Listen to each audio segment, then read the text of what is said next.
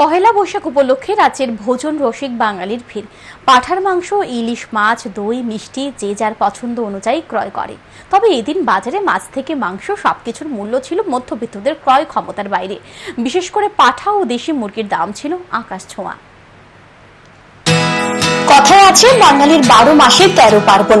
ভোজন রসিক বাঙালি সুযোগ পেলেই কবজি ডুবিয়ে খাবে। আর পহেলা বৈশাখে খাবারের পাতে মাছ, মাংস, দই, মিষ্টি থাকবে না তা কি করে হয়? তাই তো এদিন পহেলা বৈশাখ উপলক্ষে সকাল থেকে মাছ, মাংস ও মিষ্টির দোকানে ভিড় জমায় ভোজন রসিকরা।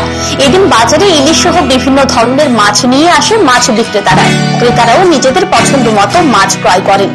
এক মাছ বিক্রেতা জানান, এই বছর মাছের যোগান ভালো রয়েছে, দামও ক্রেতাদের ক্রয় ক্ষমতার মধ্যে রয়েছে। ভালো মাছ এসেছে এবার। 1 কেজি ওজনের কাঁচা ইলিশ মাছ বিক্রি হচ্ছে 1600 টাকা থেকে 1700 টাকা করে। ভালোই মোটামুটি হয়েছে আমাদের, আমরা বিক্রি করতে পারতেছি।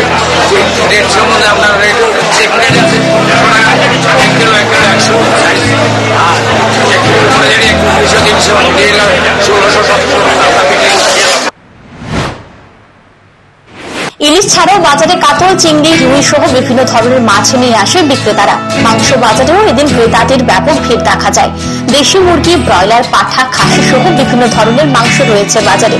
মাংস বিক্রেতারা জানান, এবার দেশি মুরগির মাংসের দাম কিছুটা বেশি।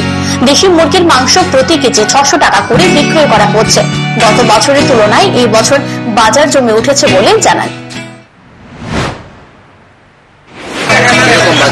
বাজার আছে মোটামুটি 9:40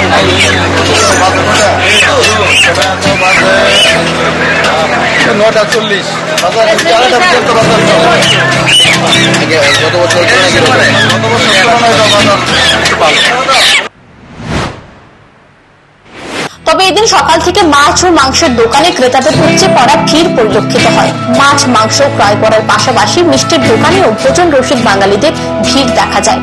কারণ খাবারের পাতে দই মিষ্টি থাকবে না তা কি করে হয়? সব মিলিয়ে পহেলা বৈশাখ উপলক্ষে এদিন বাজার জমে ওঠে।